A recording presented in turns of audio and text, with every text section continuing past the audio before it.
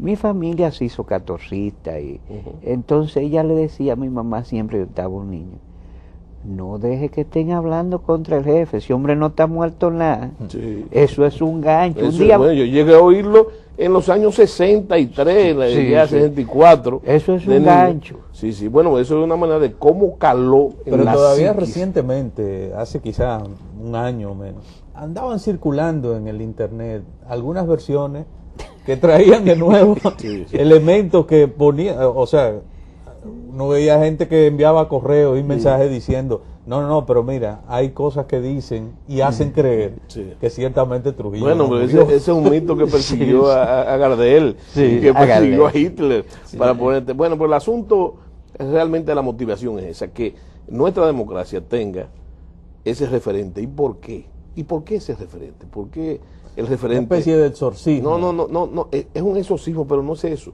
Es para que la gente comprenda, en un momento de incredulidad, en un momento de desengaños, en un momento de frustraciones, que todo el mundo dice que todo está perdido. De creimiento que y no hay- desesperanza. y desesperanza. Eso sirve de acicate y mantener la llama viva, porque es impresionante la capacidad de síntesis que ha tenido siempre el pueblo dominicano para resolver su problema. Fíjense, 22 años de dominación haitiana son resueltos en una hora y un trabucazo testicular, como yo le digo.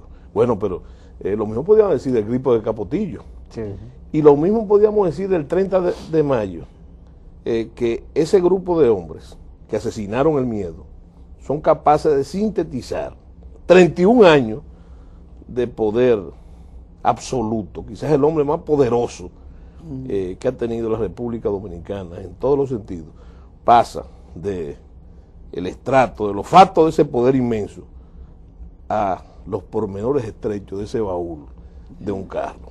Ese hecho, 15 minutos de valor, sintetizan 31 años. Entonces, yo digo, en términos puramente democráticos, no se pueden resolver nuestro problema cuando sinteticemos 12 horas de votación en unas elecciones para cambiar la suerte de nuestro destino. Ahí está la promesa, ahí está el pacto de la esperanza, en el heroísmo. El pacto de la esperanza, interesante conceptualización. Sí.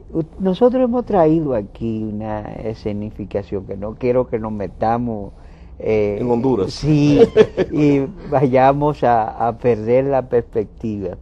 Bueno, Climen, pero escúchame, tenemos que resolver un problema que dejamos en el aire. Sí. Y es que yo te decía, estamos discutiendo sobre ese tránsito que tú hablaste. Sí. Resulta que en el 60 viene el cambio de gobierno, de Eisenhower a Sí. Kennedy. Sí. Y cuando Kennedy hereda ese proyecto, ya en marcha, con un grupo, Dos proyectos, ese y Bahía de Cochino. sí, que cuando eran que espinosos. se llevan un mes, Sí, sí. el Valle de Cochino antes.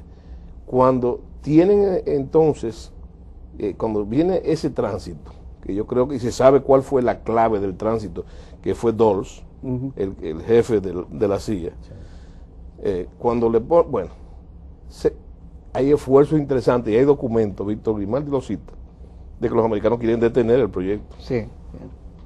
Kennedy, la administración Kennedy quiere detenerlo. Y lo quiere detener porque el papá de Kennedy, Joseph, tuvo relaciones con Trujillo anteriores, de lobismo, etcétera, y de negocios. Entonces quieren detenerlo. Pero cuando ellos intentan detenerlo y hacen esfuerzos, la última vez que vino un senador norteamericano aquí no fue en la administración Eisenhower, fue en la Kennedy, para que él se fuera por la buena. Sí. Pero es el grupo dominicano, y eso hay que tenerlo muy presente, que no está dispuesto ya a detenerlo. O sea, no se puede dar máquina atrás. Y ahí entonces entra la importancia en el juego de Espaillat, que no siendo un miembro de la conjura, en todos los documentos norteamericanos aparece el grupo dominicano como disidente, los disidentes. Y usted se pregunta, ¿disidente de dónde? ¿Disidente de los norteamericanos o de Trujillo? Yo creo que de las dos cosas, sobre todo el intento de pararlo. Bueno, pero entonces, Espaillat, que no tiene contacto con los demás miembros del grupo, sí tiene contacto con Pupo, con el que los americanos suponen que es la cabeza aparente por ser el ministro de Defensa de la conspiración. Entonces, que tenía la ¿cuál es el posibilidad? papel de Espaillat?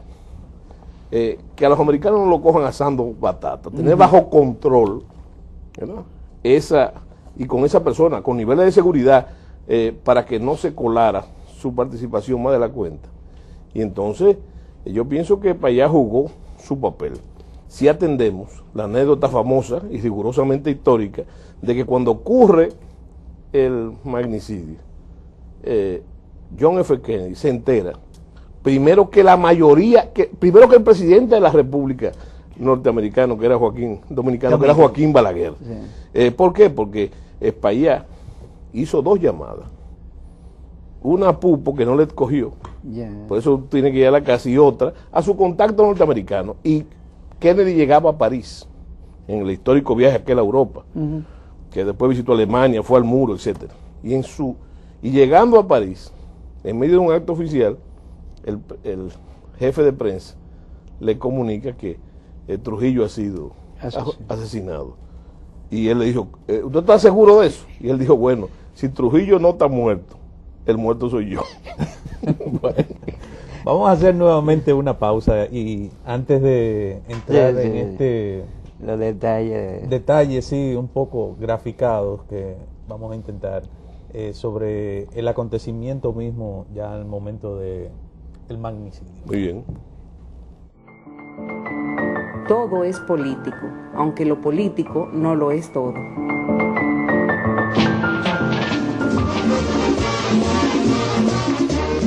Mataron al chivo en la carretera, mataron al chivo en la carretera, déjenmelo ver, déjenmelo ver, déjenmelo ver.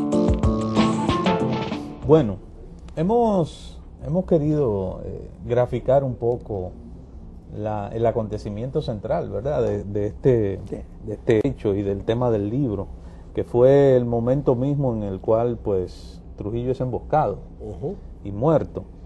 Esta reconstrucción tiene un nombre técnico, ¿verdad? Sí, es un cuadro de movimiento. Porque déjame decirte que la estructuración del libro está hecha. Primero, el estudio forense, que ahí no hay literatura, ahí hay datos. Sí. Documentos. Datos, documentos, croquis, etcétera. Bueno, esa es una parte. Entonces, después de esa parte, hay una reconstrucción de los hechos en base al dictamen pericial. Y entonces ya es inextenso.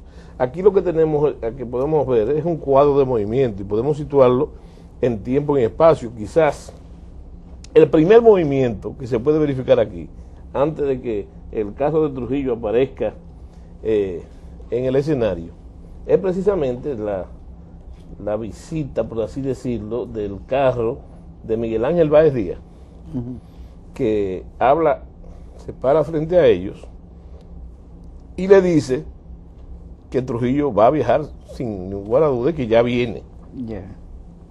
Cuando él se retira, y estamos hablando quizás de las 10 menos 10, entonces aparece Trujillo por la avenida George Washington.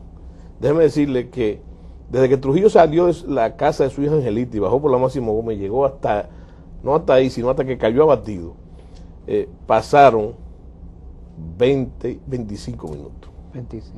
Sí, porque la gente tiene la idea de que eso duró mucho. Por eso yo digo que fueron 15 minutos que cambiaron la historia. Bueno, entonces, el carro de Antonio de la Maza, que es un Biscayne, Chevrolet Biscayne negro, estaba ahí, estaban los 4 ocupantes sentados en los bancos de malecón, conversando. Esa era la fachada. Y además, quizás tapado por el mismo carro que estaba frente al Agua y Luz.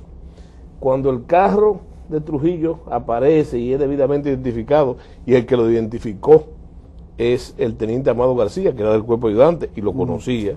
Entonces, que pasó el carro, dice Zacarías que pasó a una velocidad aproximada era un Chevrolet Bel Air modelo 57. Él dice que andaba a una velocidad promedio de 90 kilómetros por hora. Bueno, cuando pasó, entonces ellos se pararon sin prisa para no llamar la atención. Recuérdense que eso era un tramo iluminado y todavía lo es.